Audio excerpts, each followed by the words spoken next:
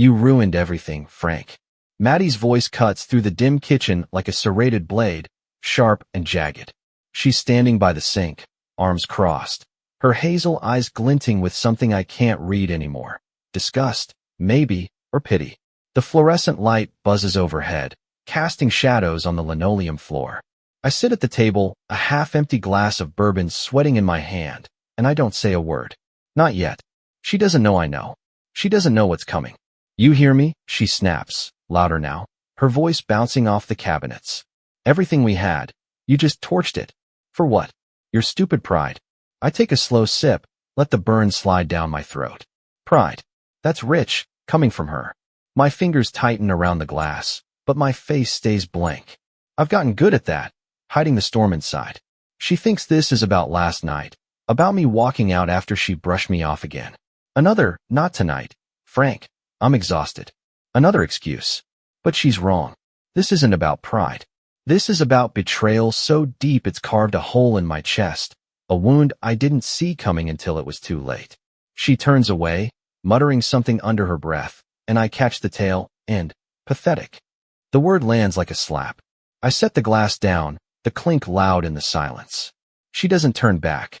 She doesn't see the way my jaw clenches, the way my hands tremble just enough to betray the rage I'm holding back. She thinks I'm the same old Frank, quiet, steady, the guy who'd take her shit and keep coming back for more. She's wrong about that too. It wasn't always like this. I loved her once, the kind of love that blinds you, that makes you believe forever's a real thing. Maddie was fire, wild, bright, untouchable. 5 years ago, we couldn't keep our hands off each other. Nights tangled in sheets, her laugh filling every corner of this shitty little house we swore we'd fix up together. But that fire's gone now, snuffed out by months of cold shoulders and locked bedroom doors. I've got a headache, Frank. Work's killing me. Can you just leave me alone? I swallowed it all, every excuse, because I still loved her. Even when she stopped looking at me like I mattered. Even when I started wondering if I was losing my mind. I leaned back in the chair, the wood creaking under me, and stare at the back of her head. Her dark hair's pulled into a messy bun, a few strands loose against her neck. She looks tired, fragile even, but I know better. She's not fragile. She's a liar. A freaking performer. And I've got the proof. A dozen videos burned into my skull, timestamps stretching back over a year. The Milky Way tattoo snaking down her arm. That tiny mole just below her navel. They don't lie. She does. You're not even gonna say anything, she says, turning halfway, her voice dripping with scorn. Typical. I smile, small and cold. Oh, I've got plenty to say, Maddie. Just wait. She frowns, caught off guard, but she doesn't push it. Not yet. She doesn't know what I found on the orange and black site last week. Doesn't know how it's been eating me alive. She thinks she's still in control. That's fine. Let her think that. Because when I'm done, she won't have a damn thing left. Not her lies, not her family, not this life she built on my back. I'll burn it all down. And I won't feel a lick of guilt. I can still smell the rain from that night 2 years ago, the night I knew something was dying. It was late, maybe midnight, and the windows were streaked with water, blurring the streetlights outside. Maddie was sprawled on the couch, her phone glowing in her lap, some mindless reality show droning on the TV. I'd just gotten home from a double shift at the warehouse, my back screaming, my hands numb from hauling crates. All I wanted was her touch, her warmth, something to remind me why I kept grinding. Hey, I said, dropping my keys on the counter. Rough day. You up for, you know? I tried to keep it light, a half smile tugging at my lips. She didn't even look up. Not tonight, Frank. I'm wiped. I stood there, jacket still on, the damp chill seeping into my bones. Yeah, okay, I muttered and shuffled to the fridge for a beer. That was the first time I let it slide without a fight. Should have known it was the beginning of the end. It wasn't always like that. Back when we were new, Maddie couldn't get enough of me. We'd sneak off to the bedroom or the kitchen, hell, even the car, like teenagers with no sense and too much time. She'd claw at my shirt, her breath hot against my neck, whispering my name like it meant something. I lived for that. She was my addiction, my high, and I'd have walked through fire just to see her smile. Middle-class life in this nowhere suburb didn't matter, 2-bedroom ranch, leaky roof, a mortgage we could barely swing, as long as I had her. But somewhere along the line, the heat faded. A year in, maybe 2, and the excuses started piling up. I've got a headache. Work's been hell. Can we just watch TV instead? At first, I bought it. She worked long hours at that marketing firm, always on calls, always stressed. I'd cook dinner, nothing fancy, just burgers or spaghetti, and try to ease her into it, rubbing her shoulders, kissing her neck. She'd shrug me off, say she wasn't in the mood. I'd lie awake next to her after, staring at the ceiling, wondering what I was doing wrong. By last summer, it was a brick wall. 6 months straight, not a single night together. I'd reach for her in bed, and she'd freaking flinch, like I was some stranger pawing at her. Jesus, Frank, give me some space, she'd snap, rolling away, her back a fortress I couldn't breach. I'd stare at that wall of skin and hair, my chest tight, and think, is this it? Is this what we are now? I loved her anyway. Kept telling myself it was a phase, that she'd come back to me. I'd see glimpses, her laughing at some dumb joke I made, her hand brushing mine over breakfast, and I'd cling to them like a drowning man grabbing driftwood. The loneliness crept in slow, a cold fog I couldn't shake. Nights she'd stay late at work. I'd slump on the couch with a whiskey, the TV on mute, just me and my thoughts. I'd scroll my phone, aimless, restless, until the itch got too bad. That's when the orange and black site came in.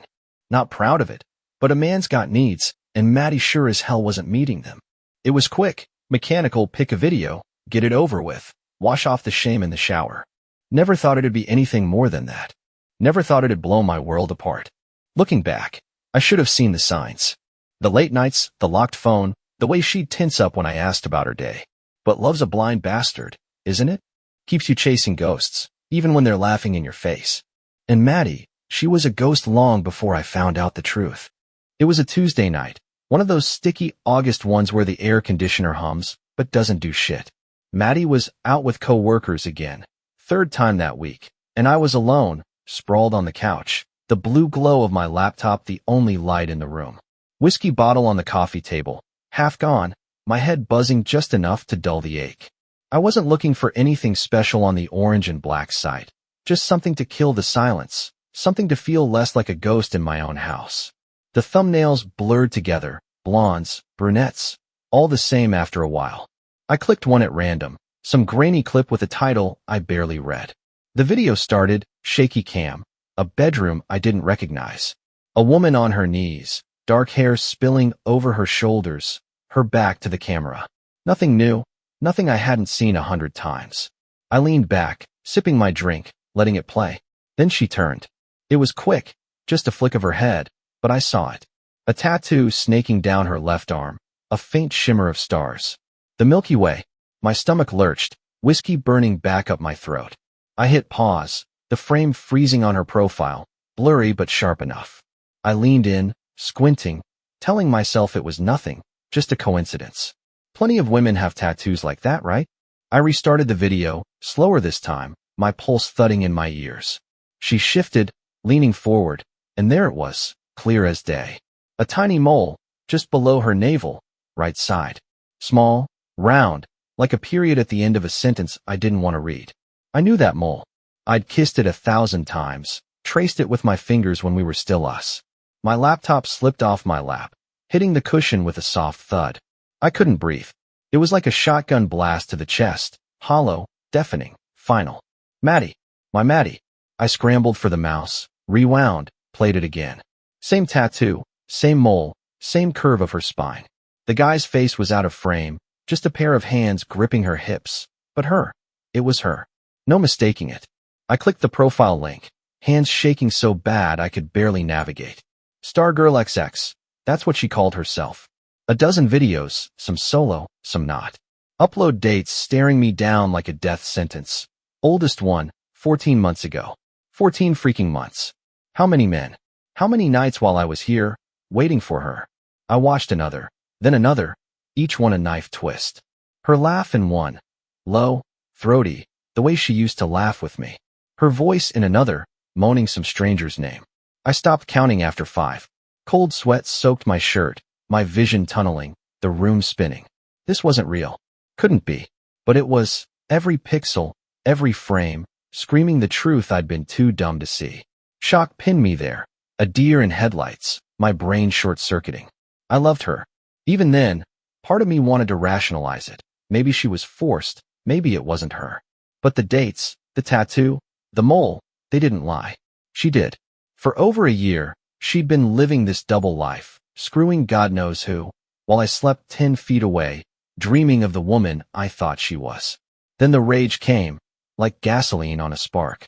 My hands balled into fists, nails digging into my palms until they bled. She didn't just cheat. She turned me into a joke, a prop in her little game. Every "I'm tired," every "not tonight," a lie. I stood up, the laptop crashing to the floor, and roared into the empty house. She'd pay. I'd make damn sure of it. The house was dead quiet after that scream, just the hum of the AC and my ragged breathing. I stood there, fists clenched, staring at the laptop on the floor like it was a live grenade. The screen glowed, frozen on her, Stargirl XX, mid-frame, that damn tattoo mocking me. I wanted to smash it, shatter the whole thing into a million pieces, but I didn't. Not yet. I needed it. Needed the evidence. I sank onto the couch, my legs giving out, and buried my face in my hands. The whiskey taste lingered, sour now, mixing with the bile creeping up my throat. How long had this been going on? 14 months, sure, but what about before the first upload? Was it just the orange and black site, or were there late-night hookups, hotel rooms, some guy's truck while I was busting my ass at work? My mind spun out scenes, her sneaking off, laughing at me, her body tangled with strangers. Each one hit like a punch, hollowing me out. I loved her. That's the part that killed me most. Even now, with the truth staring me down, some pathetic piece of me ached for her. 5 years of memories, her head on my chest, her hand in mine. That time we danced in the kitchen to some shitty country song, clashing with this filth. How could she look me in the eye every day, kiss me goodnight, and then? I gagged, doubling over, but nothing came up. Just emptiness. The shock was a beast, gnawing at my guts. I kept seeing that mole, that little mark I'd thought was mine.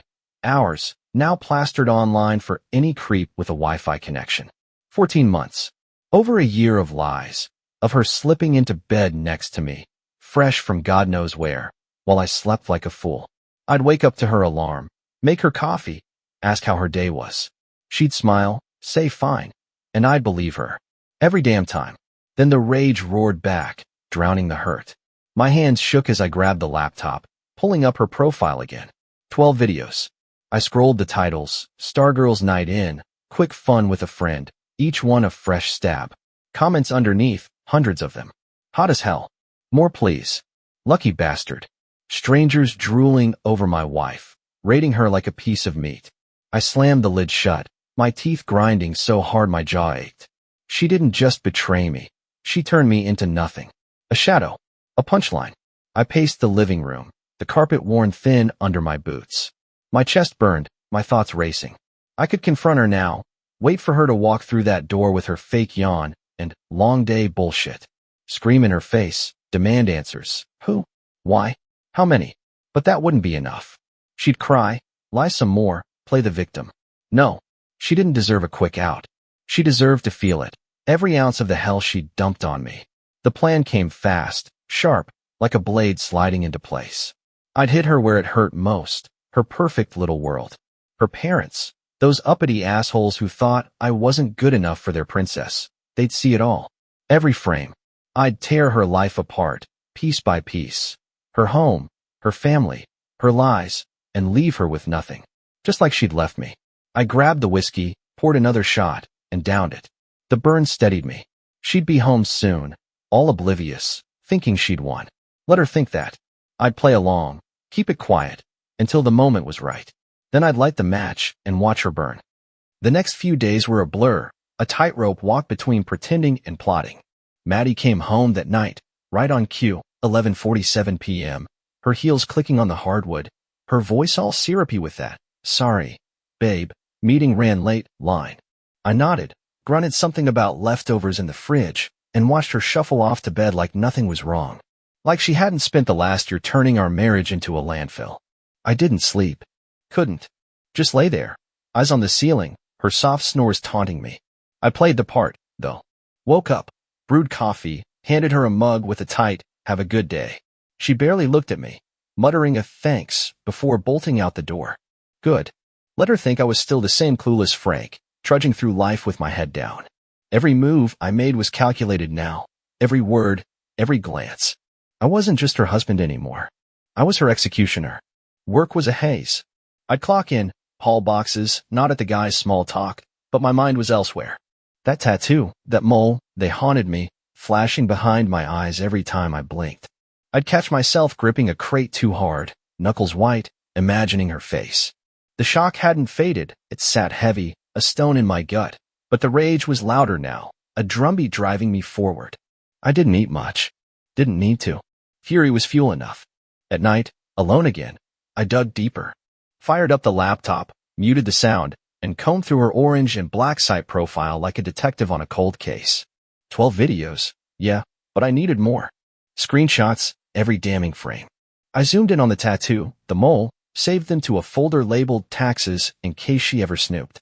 Downloaded the files too, just to be safe.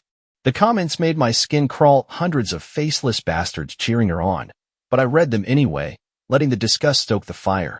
One guy wrote, "Wish I could get a piece of that." I laughed, short and bitter. You and me both, pal. Her parents were the key. Tom and Linda, Mr. and Mrs. Perfect, with their golf club brunches and Bible study bullshit. They'd always looked at me like I was dirt under Maddie's shoes, some warehouse grunt who'd never measure up. Fine. They could choke on their daughter's truth. I'd send them the links, let them see their little angel in all her glory. I pictured Linda's gasp, Tom's red face, their pristine world cracking. It wasn't enough to hurt Maddie, I had to bury her whole damn life. The dinner plan came Friday morning, sharp and clear. She texted she'd be home by 7, a rare night off from her, overtime. I replied, cool, let's eat in. Something special. She sent a thumbs up emoji, probably thinking I'd grill steaks or some shit. I smirked at my phone. Special, all right. I spent the day prepping not food, but the stage. Cleaned the dining room, set the table, hooked the laptop to the TV. Tested the video, made sure it'd play smooth. Every click felt like cocking a gun. When she walked in, I was ready. Hey, I said, casual, pouring her a glass of wine. Rough week? She shrugged, kicking off her shoes. Yeah, you know how it is. I handed her the glass, my eyes locked on hers. Got something for us to watch tonight. Real deep stuff. About betrayal. She raised an eyebrow, sipping. Okay, weirdo. Whatever. I smiled, thin and cold. You'll see. The trap was set. All I had to do was spring it. The dining room smelled like garlic and lies. I'd thrown together some pasta, nothing fancy, just enough to sell the normal night act. Maddie sat across from me, twirling spaghetti on her fork, her wine glass already half empty. The TV hummed behind her, screen dark but ready, the laptop cable snaking across the floor like a fuse. She hadn't noticed. Too busy scrolling her phone, oblivious to the bomb about to drop. Good sauce, she said, not looking up. You should cook more. Yeah. I leaned back, sipping my beer, voice steady. Maybe I'll start. Got plenty of time now. She frowned, catching the edge of my tone, but didn't bite. Just kept eating. I watched her, the curve of her jaw, the way her hair fell over one shoulder. Beautiful. A freaking traitor, but beautiful. My chest tightened, love and hate slugging it out inside me. I pushed the plate away, done pretending. Movie time, I said, grabbing the remote. Told you it's deep. Real eye-opener. She glanced up, smirking. What, some artsy crap? You're weird tonight, Frank. You'll see. I hit play. The screen flickered, then lit up. No title card, no build-up, just her. Naked, on her knees, that Milky Way tattoo blazing down her arm. The sound kicked in, her moan, low and familiar, a stranger's hands on her hips. Maddie froze, fork halfway to her mouth, sauce dripping onto the table. Her eyes widened, locked on the TV, color draining from her face. What the? She dropped the fork, clattering loud. Frank, what the hell is this? I didn't flinch. Keep watching. She lunged for the remote, but I snatched it, standing up fast. The video rolled, her turning, that mole below her navel flashing clear as day. She gasped, a choked sound, hands flying to her mouth. Turn it off. Turn it off, you asshole. Why? I snapped, voice like a whip. You made it. Stargirl XX, right? 14 months of this shit. How many, Maddie? How many guys? She staggered back, chair scraping, her face a mask of panic. This isn't, Frank, you don't understand. Don't lie. I roared, slamming the remote on the table. The beer bottle tipped, foam hissing out. I've seen it all. Every video. Every comment. You've been screwing around while I'm here, rotting, waiting for you. Her knees buckled, and she gripped the table, shaking her head. No, it's not what you think. Bullshit. I stepped closer, towering over her. That tattoo. That mole. You think I'm blind? You think I'm that stupid? Tears welled up, streaking her mascara. Frank, please. I can explain it. Explain. I laughed, harsh and jagged. Explain how you turned me into a freaking joke? How you smiled at me every day, knowing this. She sobbed, sliding to the floor, hands clawing at her hair. I didn't mean to, it just happened. I needed. Shut up. I cut her off, cold now, the rage icing over. You're done. I sent the links to your parents. Tom and Linda got a front row seat this afternoon. Her head snapped up, eyes wild. You what? Yeah. I smirked, leaning down. They called me an hour ago. Linda's crying. Tom's screaming. Said you're dead to them. Guess you're not their little girl anymore. No. She choked, curling into herself, a broken heap on the linoleum. You bastard. Me. I straightened, voice flat. You did this. Now get out. She didn't move, just sobbed harder. I grabbed her arm, yanked her up, and shoved her toward the door. I said out. Take your shit and go. The pasta sat cold on the table, the TV still looping her moans. I didn't turn it off. Let it play. Let it bury her. The house felt like a tomb after she left. Maddie stumbled out the door, mascara streaked, clutching her purse and a coat I'd thrown at her. No bags, no pleas, just a slammed door and the screech of her tires peeling out. I stood in the kitchen, the TV still droning her damn video, her plate of pasta congealing on the table. I grabbed the remote, killed the sound, but left the screen on. Her frozen image stared back, tattoo, mole, all of it. A trophy of my win. The phone rang 10 minutes later. Tom. I let it go to voicemail, poured a whiskey, and listened as the message rolled in. Frank, you son of a bitch. What the hell did you do? Linda's a mess. She can't even speak. You sent us that garbage? That's our daughter. His voice cracked, rage and disbelief tangling up. You're sick. You hear me? Sick. Click. I smirked into my glass. Sick? Huh? Funny, coming from the guy who raised a liar. Linda called next, 40 minutes later. She didn't leave a message, just hung up after 3 rings. Probably too busy sobbing into her church lady pearls. I pictured them in their pristine living room, golf trophies on the mantle, staring at their laptops in horror. Good. Let them feel it. Let them know their perfect Maddie was a mirage. I'd mailed them the truth, and it'd hit like a brick through their stained glass lives. I didn't stop there. Monday morning, I called a lawyer, some shark named Greg I found online, all slick suits and zero bullshit. Divorce, I said, voice flat. Fast as you can make it. She gets nothing. He asked for details, and I gave him the short version, infidelity, proof, no kids, no mercy. Got it, he said, chewing gum loud over the phone. We'll bleed her dry. I hung up, satisfied. The house was mine, but with my savings before we married. She'd walk away with her clothes and her shame. Maybe less. Work was autopilot. I clocked in, moved crates, ignored the guys asking why I looked like death. Rough weekend, I muttered, and they left it alone. At night, I boxed her stuff, clothes, jewelry, that damn perfume she wore. Shoved it all into trash bags and dumped them on the curb. A neighbor peeked out, nosy as hell, but I didn't care. Let the whole street know. Let her come crawling back to nothing. Her parents called again Tuesday. Tom, this time calmer, all gravel and grit.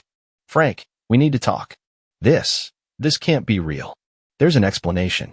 I cut him off. Saw the tattoo, Tom. The mole. It's her. Deal with it. He stammered, but I hung up. Linda texted later. Please, Frank, don't do this. She's our baby. I blocked the number. Their baby ruined me. They could rot with her. By Wednesday, word was spreading. Greg called. Her lawyer had reached out, some jittery rookie begging for a settlement. She's got no leverage, Greg said, smug. We're filing tomorrow. She's toast. I nodded to the empty room. Toast. Perfect. But the high was fading. I sat on the couch, whiskey in hand, staring at the blank TV. The house echoed, too quiet, too big. Her laugh used to fill it, her footsteps, her presence. Now it was just me and the ghosts. I'd won, hadn't I? She was gone, her life in ashes, her family broken. So why did my chest still ache? Why did I keep seeing her face, not the orange and black site version, But the old Maddie, smiling at me over coffee. I downed the drink. Didn't matter. It was done. She'd pay more tomorrow. Thursday hit like a hangover without the party. I woke up on the couch, neck stiff, an empty whiskey bottle rolling on the floor. The house smelled stale, sweat, pasta sauce, betrayal. Maddie's trash bags were still on the curb, soaked from last night's rain, a soggy monument to her exit. I didn't move them. Let the garbage truck take her life away, piece by piece. Greg called at 9, voice buzzing with glee. Filed the papers. She's served today. No contest, she's got squat. You're free by next month, Frank. I grunted it good, staring at the ceiling. Free. Funny word. Didn't feel like it. Felt like I'd traded one cage for another, this one lined with her shadow. Her lawyer's freaking, Greg added. Says she's crashing with a friend, bawling nonstop. I hung up without a word. Let her bawl. She'd earned it. I called the locks guy next. Big dude, beard like a lumberjack, showed up by noon. Changing, all? He asked, eyeballing the place. Yeah, I said. Every door. She's not coming back. He nodded, got to work, the drill's whine cutting through the silence. 2 hours later, new keys jingled in my hand, cold and final. Her old set wouldn't open shit now. One more tie severed. Word spread fast. A buddy from work, Mike, texted me, heard Maddie's out. You okay? I didn't reply. Okay wasn't the point. Winning was. Another text, this one from her cousin Jen. Frank, what's going on? Maddie's a wreck. Call me. Blocked her. Wreck or not, Maddie didn't get a lifeline. Not from me. Not from anyone I could cut off. Her social media was next. I'd kept tabs, couldn't help it. She'd posted some vague cry for help crap Wednesday night. Lost everything. Don't know where to turn. Comments poured in, friends gasping, begging for details. I smirked, imagining her scrambling to explain without admitting the truth. Then I saw it, her mom's reply. We're praying for you, honey. Praying. Linda's God wasn't fixing this. I screenshotted it, filed it away. More ammo if I needed it. By Friday, the orange and black site profile was down. Stargirl XX, account deleted. Too late, though. I'd saved it all, videos, screenshots, timestamps. If she tried to crawl back, deny it, I'd bury her again. I mailed copies to Greg, just in case. Insurance, I told him. He laughed. You're a cold bastard, Frank. Maybe. Didn't feel cold. Felt like I was burning alive, just slow enough to watch it happen.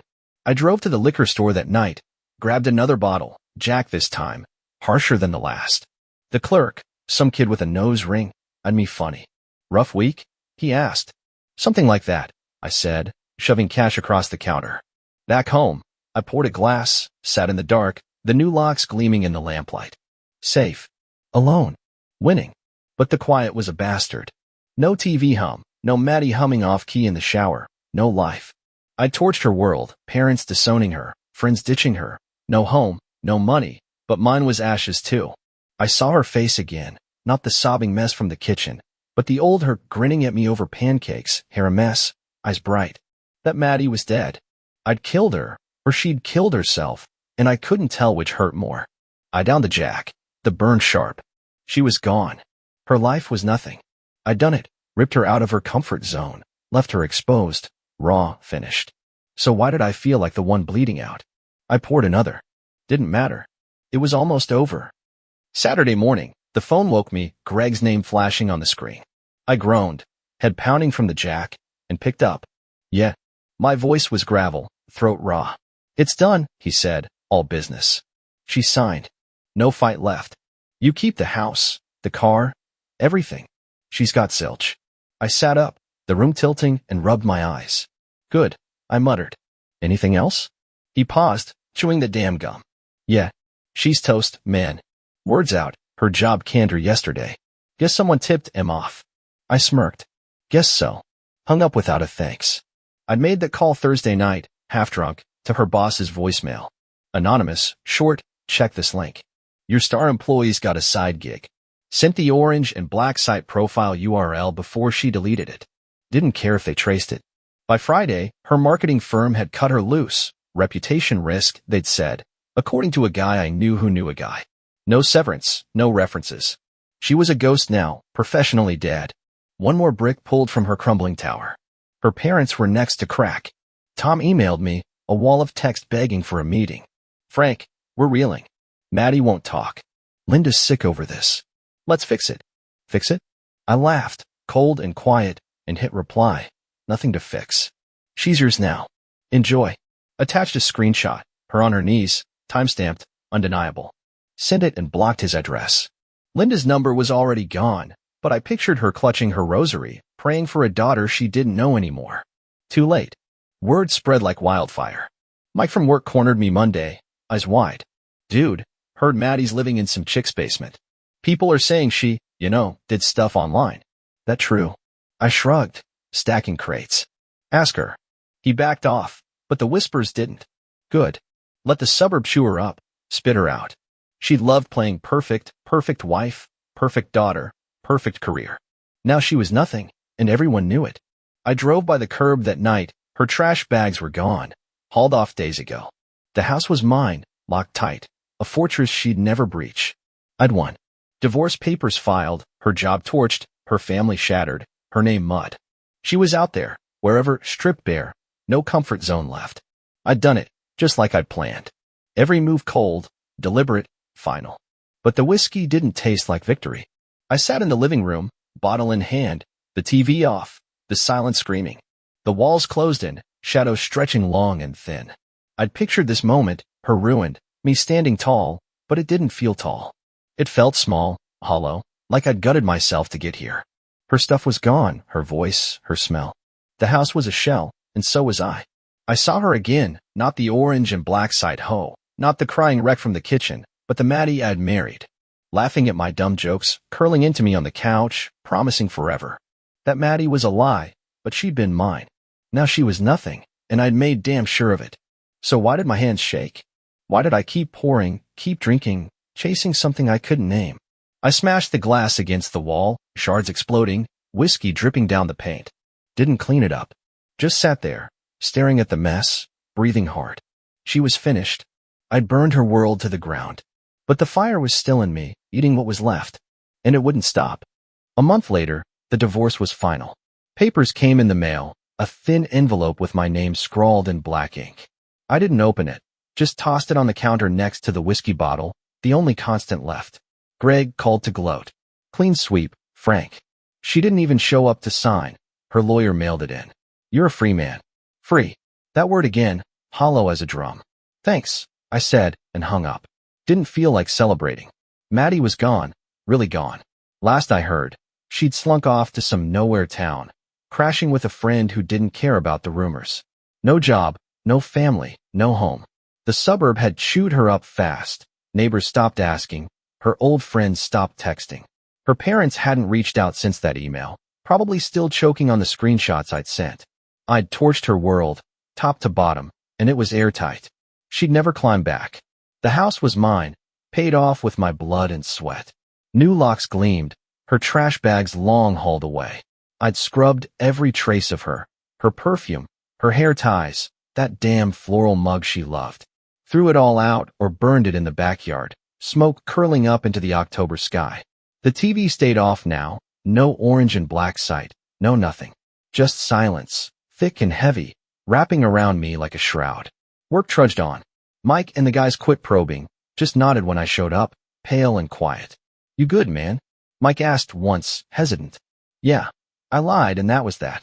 I hauled crates, clocked out, came home to the dark. Routine kept me moving, but it didn't fill the hole. Nothing did. Nights were the worst. I'd sit on the couch, jack in hand, staring at the wall where the glass had shattered. Didn't fix it, like the jagged stain, the reminder. I'd won, hadn't I? She'd betrayed me. 14 months of lies, that tattoo, that mole, and I'd made her pay. Her life was rubble, her name poison. I'd ripped her out of every corner she'd built, left her naked to the world. Triumph should have tasted sweet, but it didn't. It tasted like ash, dry and bitter on my tongue. I saw her sometimes, in the quiet. Not the sobbing mess I'd thrown out, not the orange and black side hoe, but the old Maddie, soft, warm mine, laughing over burnt toast, kissing me goodnight, promising forever. That Maddie was a ghost, a lie I'd loved too hard. I'd killed her, or she'd killed me, and the truth didn't matter anymore. She was gone, and I was still here, holding the pieces. Trust was dead now. Women, Hell, people were off the table. I'd never let anyone in again. Never give them the chance to carve me up like she did. I'd see a waitress smile, a coworker flirt, and my gut would twist. Liar. Fake. Just like her. The walls were up, steel and stone, and no one was getting through. Not ever. I poured the last of the Jack, raised the glass to the empty room. To you, Maddie, I muttered, voice rough. Hope it was worth it. Drank it down, the burn sharp and final. Set the glass on the table, leaned back, and closed my eyes. The house creaked, the night pressed in, and I sat there, alone, victorious, empty. King of nothing. She was finished. I'd made sure of it. But so was I.